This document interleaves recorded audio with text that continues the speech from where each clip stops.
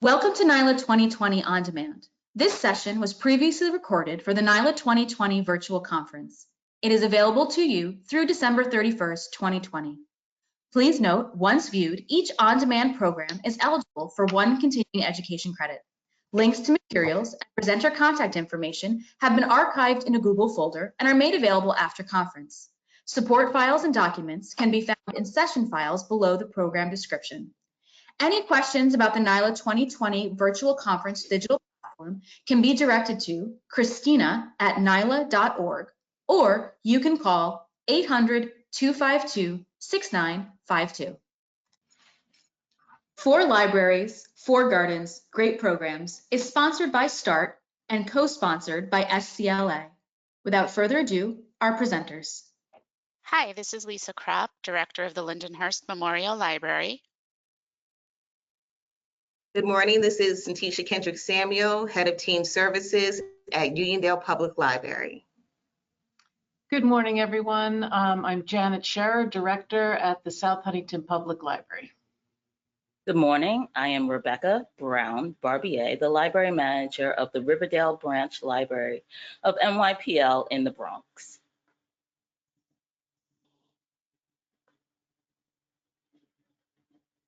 Okay, so we're going to jump right in to why your library should have a garden. One of the things that I found at Lindenhurst, we are in a unique opportunity. Our library purchased a house that was next door about 30 years ago. So we have about a half-acre plot next to the library with a backyard.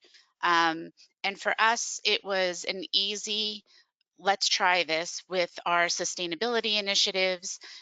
Here in this picture, you can see we did a lot of community service in the beginning of setting the garden up. So this shows our very first foray into the backyard with 2 of our patrons. We were doing some teen community service here, and the woman pictured became so involved with the garden that she then in turn became a member of our Friends of the Library and then became the president of the Friends of the Library. So she became a really big library supporter just through a love of science and nature. She's a science teacher setting up programs in the backyard. We also started this not only because of the sustainability initiative that we were part of, but for food literacy. Kids today really need to know that food doesn't come from the grocery store. It starts out somewhere else. And it was a novel idea at first for them to see broccoli growing in the backyard and to taste fresh broccoli, to pick beans and cucumbers off of a vine.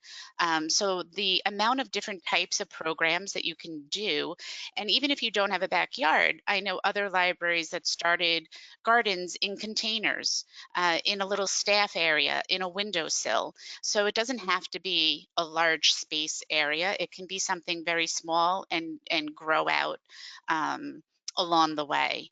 And it also allows us to meet different patrons. When we first started doing the garden, we had some senior citizens who saw we advertised in the newsletter volunteer spots to come and help us weed and maintain the garden.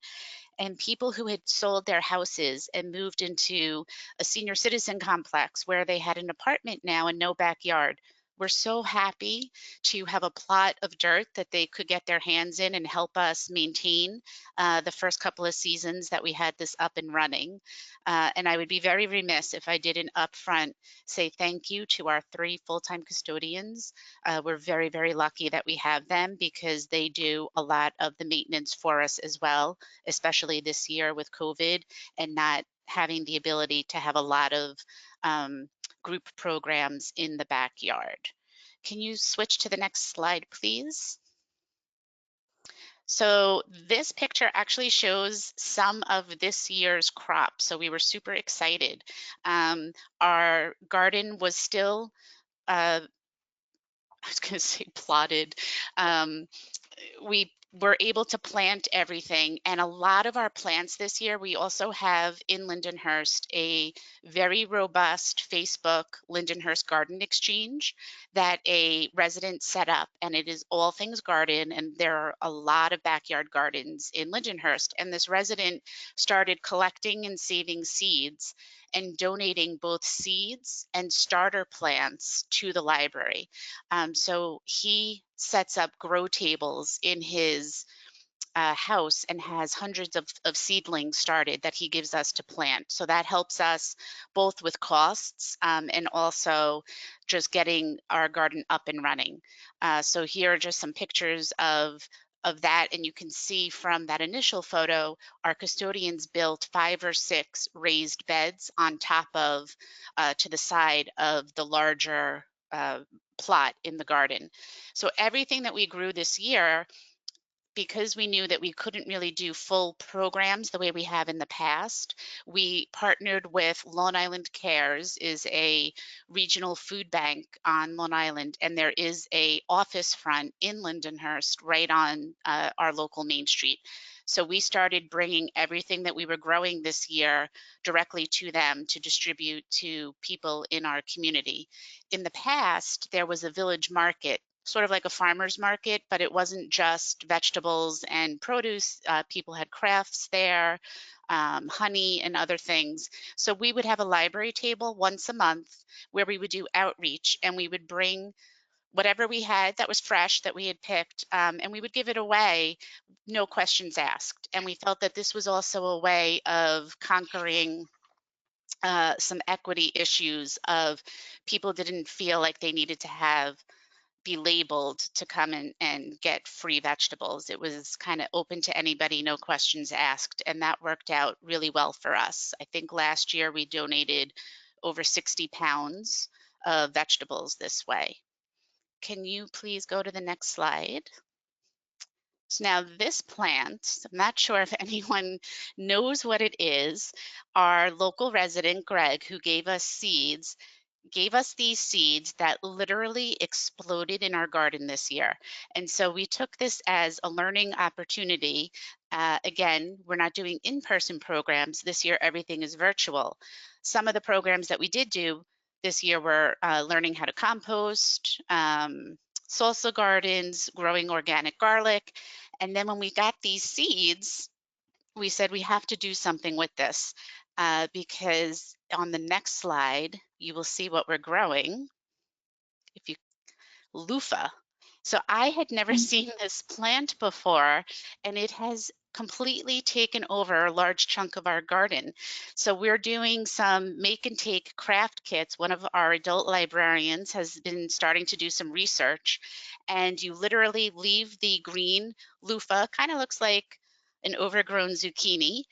You leave it on the stem and it dries out. And once it starts getting dry and very light, that's when you peel it and you have loofah sponges basically. So she's doing a program where we will give away pieces of the loofah sponge, and then she's creating do-it-yourself bath bombs and bath scrubbing salts. So it's really interesting for people to see something that they buy in the supermarket, and this apparently is an edible plant. We have not tried it, but that you see something in the Bath and Body Works section of a store that you literally can grow in your garden. So those are the types of introductory programs I think libraries are good at, is showing new information to a community and then letting people try. And we certainly will have a lot of seeds this year that we can add to our seed library, which is something else that we started doing through our garden, was saving seeds, also purchasing organic seeds, and starting a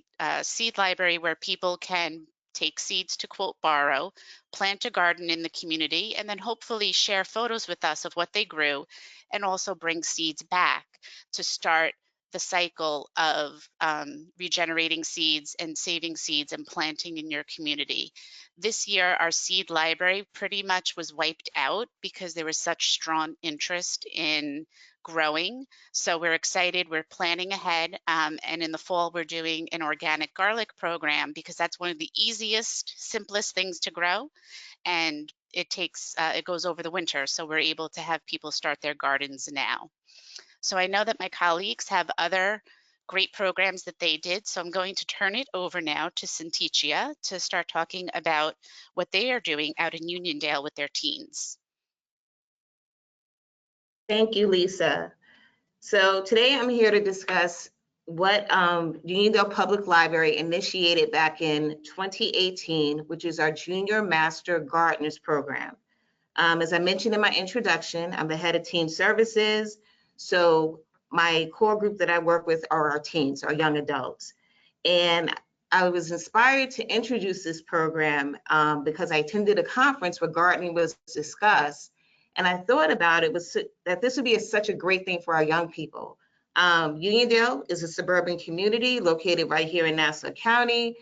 It's what I call a minority majority community, meaning that the biggest populations are Hispanic, African American, and Caribbean, African, so forth. And there's a great range of economic diversity within the community, from upper middle class to actually poverty level. So we have a huge mix here as well. And if you drive around Uniondale, you will see that many families have gardens, some in the backyard, side yard, front yard, windowsills, there are gardens. But as in the case, sometimes it's a generational thing. I wondered, is this just the parents and the grandparents gardening, or how can we get the teens interested in this? So that's where Junior Master Gardeners came from. Next slide, please. So for us, again, it was about introducing teens to the practice of gardening, specifically organic gardening. And again, nowadays, it's different from when I was a kid back in the 80s. We rode our bikes, we played hide and go seek. A lot of times you'll see young adults, they're in front of screens all day, chatting on social media, or playing Roblox or what have you.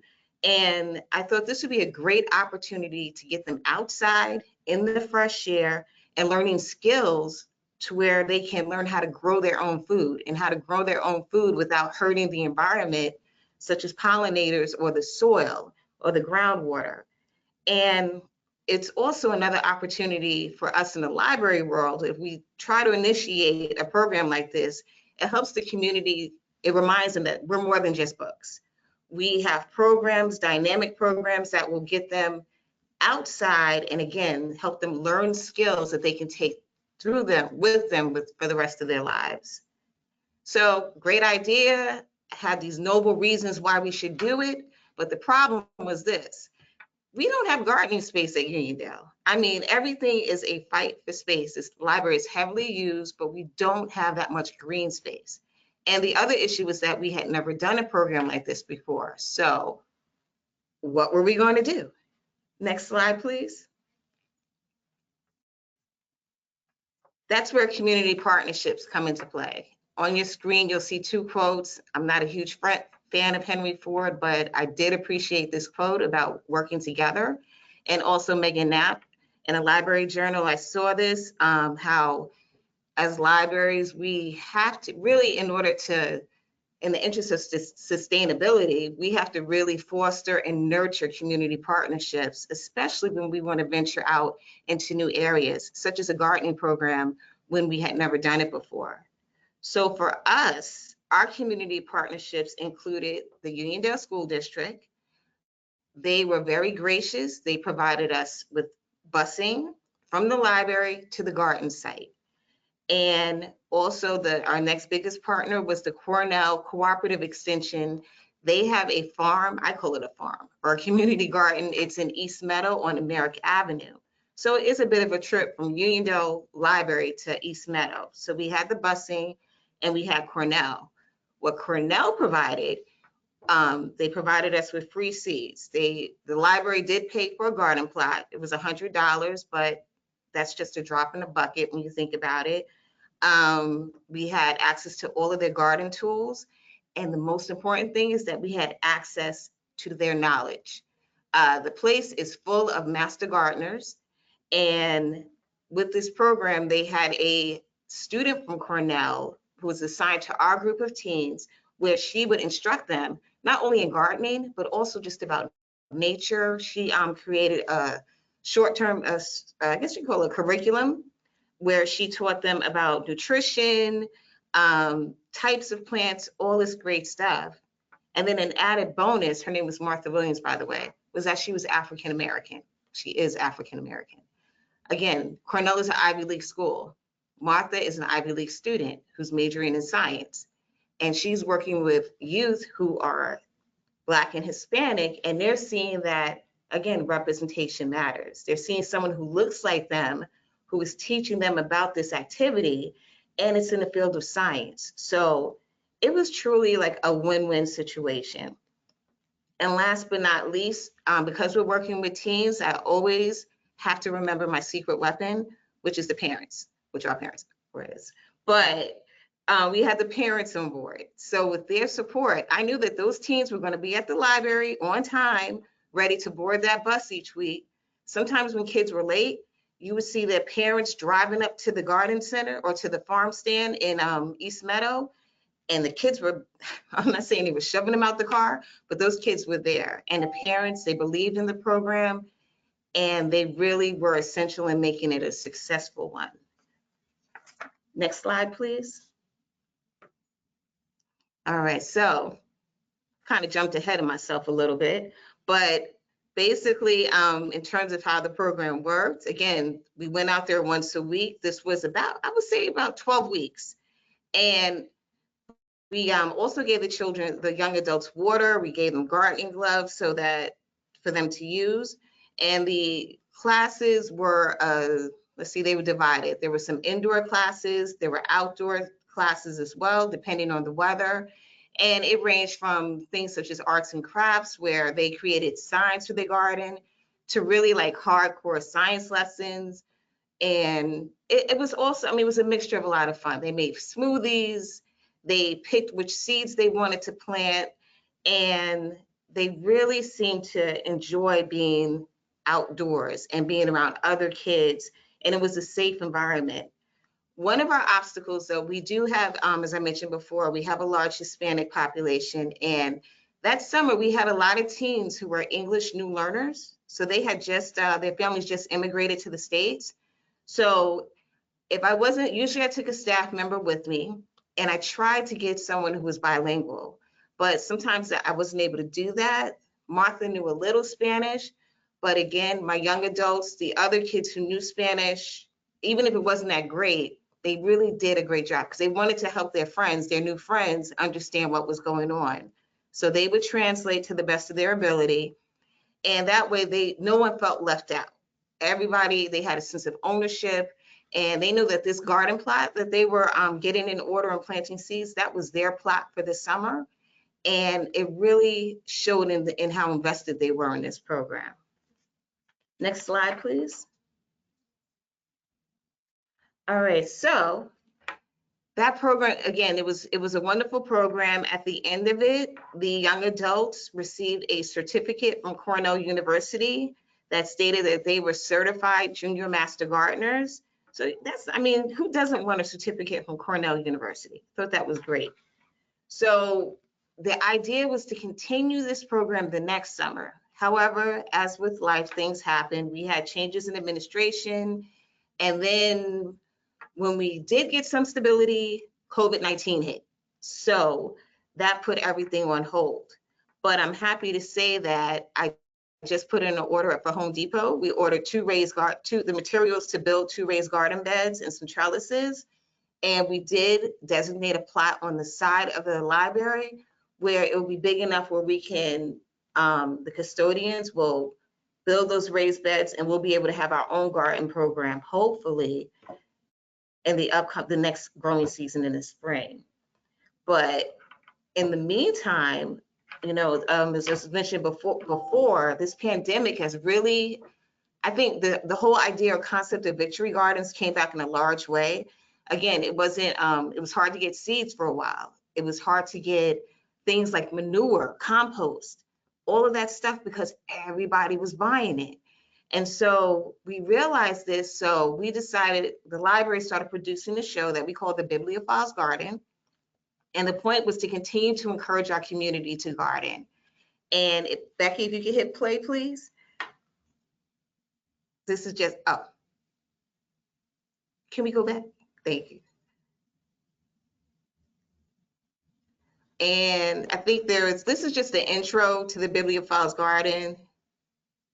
And I host the show from my yard, my side yard is starting to look like a farm. I always say that I'm a professional librarian, but I'm an amateur gardener. And the point is to encourage my neighbors, because I live like right next door, to continue growing their own food organically and to get the whole family involved. So that's what we're doing here at Uniondale. We hope to continue. And at this point, I would like to ask my colleague Janet to help us see what's going on at her library in South Huntington. Thank you, Syntychia. I appreciate it. Great programs. All right, so you can see in the picture, this is our library that we built in 2004. South Huntington, it sits on the North Shore of Long Island. And right from the start, the idea of a garden was in our plans. So you can see on the side pictures, this is really what we started from. This is our backyard. And we wanted a place where people could go and relax. We could have programs there, exercise programs. And the hill became this sort of place where staff as well as our landscapers could add with flowers. We have all kinds of shrubbery as well as annuals and perennials. And it's just really become a nice, serene kind of spot. It's sort of protected in the back of the library.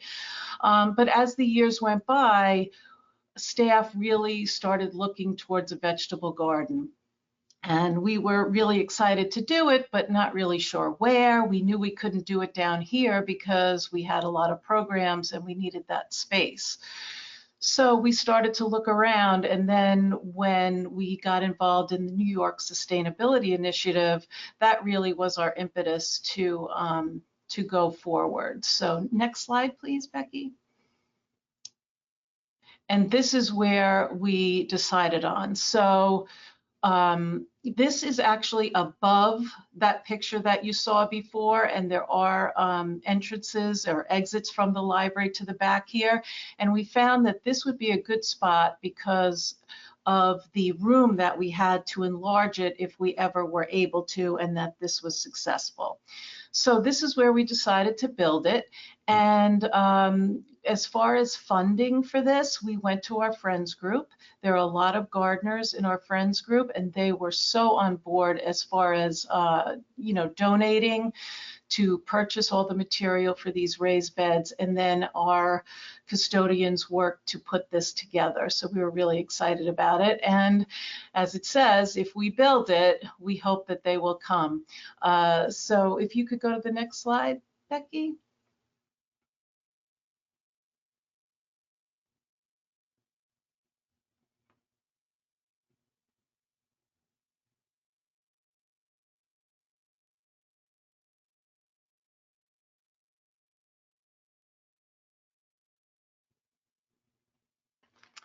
All right, so this is how we started with the planting. We really wanted to have staff as involved as possible because they were very excited about what was happening. So we had a staff event actually that took up a whole morning, and it was around the time, I guess, of it's going out of my head, the day in April where we all get to Earth Day. Okay, so we had a staff event and we all planted these seedlings, and these actually sat in our main part of our library in adult reference in front of the windows so that everyone could watch them grow and we could gain excitement for the program to come. And it really initiated a lot of questions from patrons, and we were happy to do that. And then the next picture here it shows our garden actually after these seedlings have been placed and things have been growing really well. You'll see that our custodians put the white lattice around it, and that was actually to protect against the rabbits. We have lots of rabbits that run around our yard, and it actually did a good job. They didn't really eat too much of the produce. And the thing about this lattice is it comes off, it's removable, it's very easy, so that when we have programs and the kids are out there, they can easily get access to the garden. But it worked well to protect the produce. Next slide. And here is the programming. So you always hope that if you build it, they will come, and indeed they did. And we were really so thrilled with this. We had programs for all ages, adults, children, and teens. And what we really tried to do was have the teens work with the children. So we combined programs where the teens would help the kids outside, learn together, learned cooperation, and did craft programs with the kids. They painted the little signs to show each of the different kinds of vegetables that were in the garden, and it worked out so well. The kids enjoyed working with the teens, and the teens loved it themselves for working with the kids. The program with the adults on the side, that is our staff program. That was the day that we put together all those seedlings, and it really was an enjoyable program. And then on the other side, you see the teens working indoors, because again, as was said earlier, depended on the weather, some programs we did have to do inside. And then as well as these programs outside, we had speakers come in, we had book displays, we talked about composting, container gardening, organic gardening, all of those things that our community was involved in. Because again, just like has been said before, South Huntington has a lot of amateur gardeners and master gardeners, actually, we found out once the interest started growing. So we had a lot of people have interest in what was happening here at the library, and we were so excited about that. And one thing that really stands out to me from these pictures is the fact that our maintenance department was so involved in this and so excited, and they are gardeners themselves, that they actually came out and taught the kids. So to me, that is one of the most exciting things that happen out of this. They would have never thought that they would be teaching kids, but they have the skills, and the kids took to them and just absolutely loved it. So for me, that was just an absolute win. Next slide, Becky. Okay, and here's our harvest, all right? And these actually are Ray Capone and Jose Racinos. Those are our full-time maintenance crew, and this is them with the harvest. And just a little bit of it. I think we had over about 75 pounds of produce that we donated. And so what we did this year, this was actually our first year doing it, that was 2019, we decided to completely donate everything that we were doing to two outreach services that we have in our community, and that was St. Muse and St. Elizabeth. They do a huge amount of outreach, so they were so grateful to receive our harvest each week.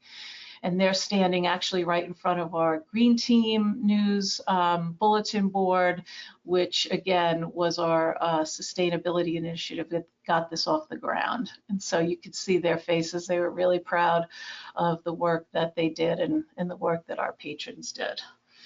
All right, next slide. And then sharing the fun. All right, so this is our seed library. Lisa had talked about that earlier, and we also had decided to start one. So this is our beginning. So we started again the summer before COVID hit. So we actually purchased a lot of these seeds, and then knew that, or our vision was for when our garden started to grow, that we could harvest some of those seeds, and then our community would also be involved. And we were just getting that off the ground when COVID hit. So we were like, oh, what are we gonna do? We have this display, we put it out in the middle of the floor, and people were starting to get excited about it, and then we had to close. So what we ended up doing was join in with the high school who were having food drives during COVID, and we would go up there and give them the seed packets to give away to the families so that they in turn could go home and start their own gardens. And that worked out really well. We got a lot of good feedback for that. And we were happy to be able to do something with it, so it wasn't just sitting in the middle of our library with nobody getting to do anything.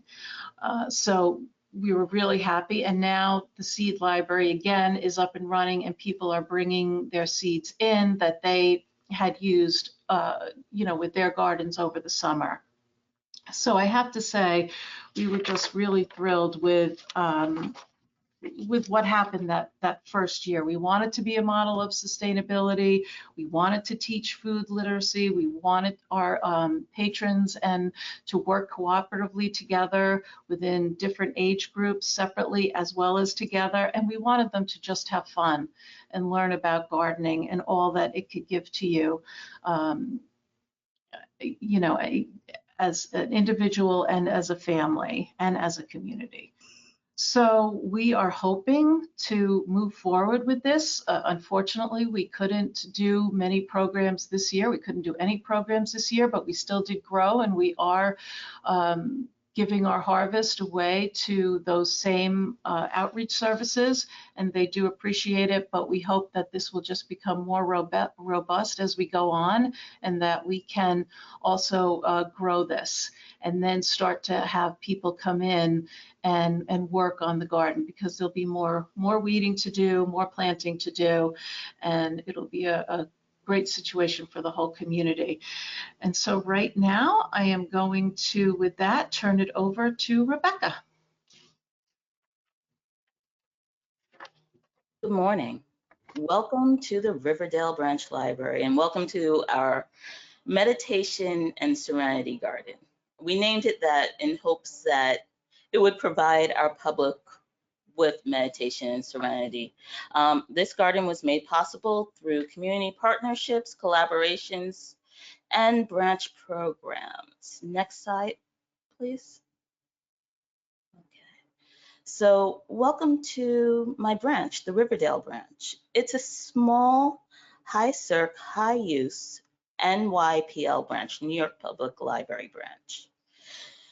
Before the pandemic, we circulated about a little under 100,000 items per year, and we had about usually 100,000 visits per year. I have a small branch team of 7 librarians and 2 pages.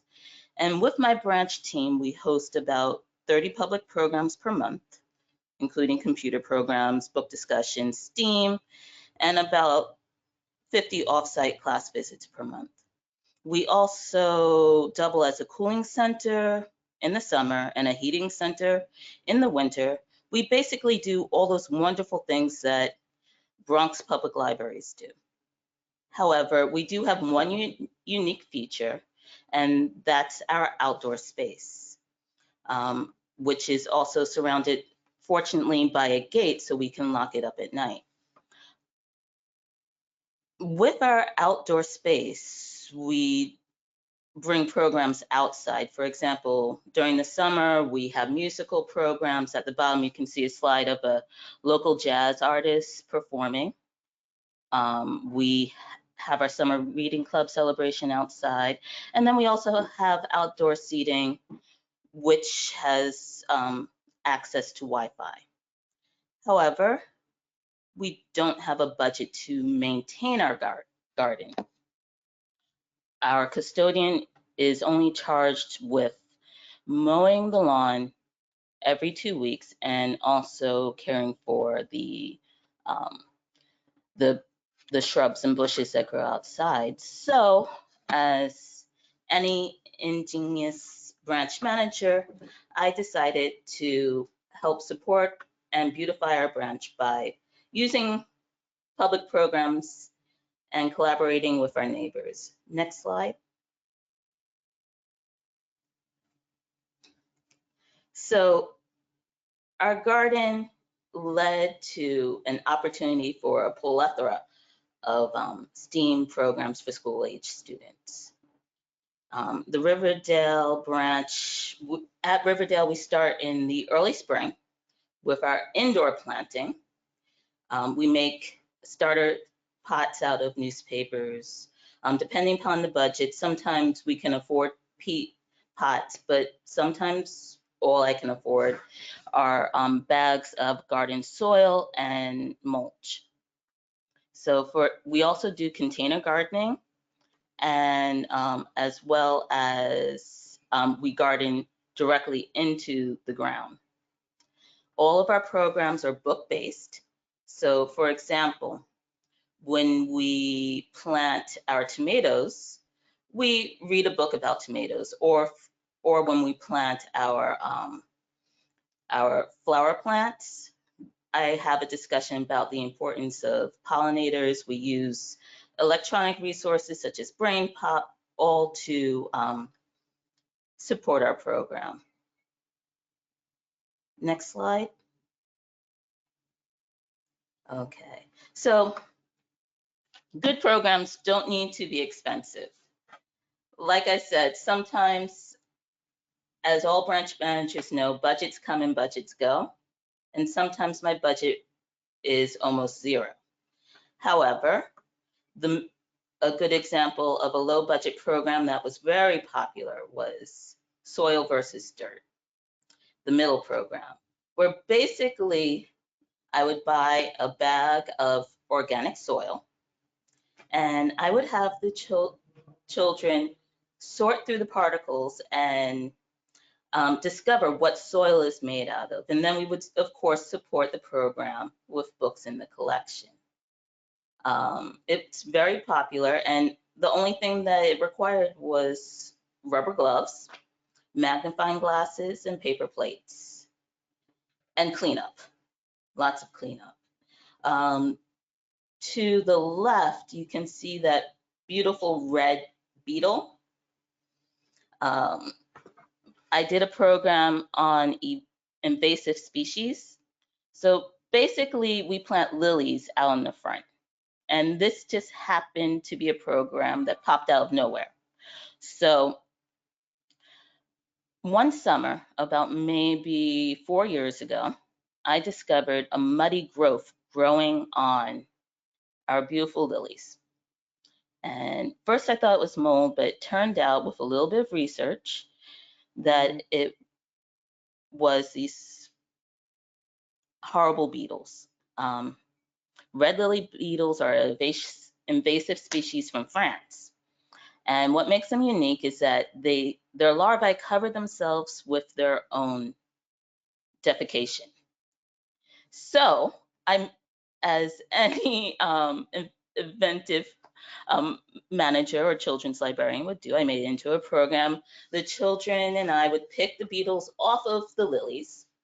We would discuss the life cycle, and we would devise ideas on how to rid the garden of the beetles. We haven't found a solution yet, and this is, well, we weren't able to do the program this year, but we did the program for about 3 years.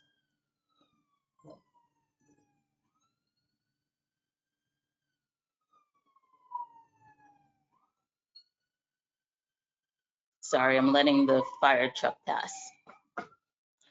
So, and then finally, on the other side, garden animals in the Bronx. So, like I said, Riverdale's unique. We're the northernmost branch in the Bronx. We're on the border of Westchester. So we get a lot of critters in our garden, but children don't normally explore the outdoors. Most of our kids are in after-school programs or on their doing screen time. So it's nice just to be able to go and explore outside. So one of my programs that we do in the late spring is we explore the animals that are in the garden. And this also is part of our prep for our gardening for the spring as well. So we turn over the stones, we just catalog what animals we find. So we find, of course, pill bugs and spiders, but we actually, last year we found a salamander, which is a big deal because, you know, it's not something that you normally see in the Bronx. And, you know, it's also an indicator of a healthy garden, the fact that you have amphibians. And we were able to actually, you know, another thing that we do in our garden is that we correlate or run our program parallel to what the kids are learning in school. So we follow the Common Core curriculum. We keep touch with what the teachers are doing in school. And that way we can help support their school-based learning also after school in the library. Next slide. Which leads to one of my programs I'm most proud of, the Three Sisters Garden Experience. So basically, with this program, we incorporate science, drama, New York history, storytelling, and performance all into one program. And this program starts in the spring with the planting of our Three Sisters Garden, which is basically 1 day of soil prep, and we talk about fertilizer and what traditionally Native Americans use to fertilize the garden. Then we plant, and it's all about companion planting. So for example, the first crop, I guess you would say, that we plant in our front yard is corn. And then we go on to 2 weeks later, squash. And then finally we plant beans, and we care for them all summer long. So in the fall, when all of the children, at least 4th grade and 5th grade, and they're learning New York history, and they're learning about Algonquin culture and Iroquois culture, storytelling, and explorers, and Henry Hudson, we do our Three Sisters story play, which is based on Algonquin oral history. And we harvest our corn, our squash, and our beans. And our student volunteers, these are our 4th graders from that year, they rewrite the story. They do a pantomime play, and we invite the community, because Riverdale is like almost like the Mayberry of the Bronx. It's very close-knit, neighborhood-oriented. So all of the grandparents, the teachers, and it's show up to watch the children perform. We get about an audience of 50 to 60, and it's just a nice experience. The play is only 15 minutes long. We celebrate with donuts, and it's the end of our gardening season, and then we start again actually the end is our fall bulb planting, but it's the end of the children's STEAM experience. Next slide. So community partnerships. Since I don't have a regular budget to maintain my garden, I rely on community partnerships, because some years we may end up with a fantastic grant and some years not. I rely on other city agencies, such as the Parks Department. Every year, the Parks Department gives away daffodil bulbs to commemorate what happened at 9/11. Or we work with the Department of Sanitation, and they provide us with compost. They have a wonderful composting project. They also do a program in the branch where they explain compost and what compost is made of and why the compost project is important. So this year, and I'm very disappointed, April 25th, we were going to have a big giant compost giveaway at the branch, but sadly COVID canceled it, like many other things. We've also, because it's New York City, we can partner with organizations like the Botanical Gardens. One year they set up a display of worms, and the children were allowed to touch and feel and learn about worms and why worms are important. We also depend on our neighbors and volunteers. So we don't have a seed library, but our neighbors are always dropping off seedlings and plants that they grow in their own garden. And basically, if they drop it off, we will grow it as long as it's not invasive species. And we see what happens. At the bottom, you can see a mother and her daughter, they're planting bulbs. We collect bulbs at least when we were open, We would collect bulbs in September and October.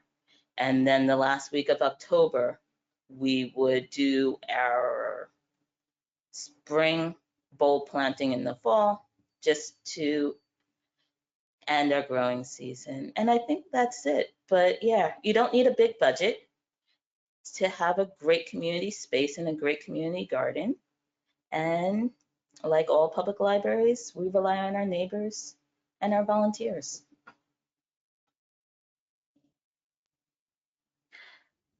Thank you so much, everyone. This concludes the NYLA 2020 On-Demand program for libraries, for gardens, great programs. We hope you continue to take advantage of all the on-demand and live programs the NYLA 2020 annual virtual conference has to offer. Thank you for helping us make this the best virtual conference ever.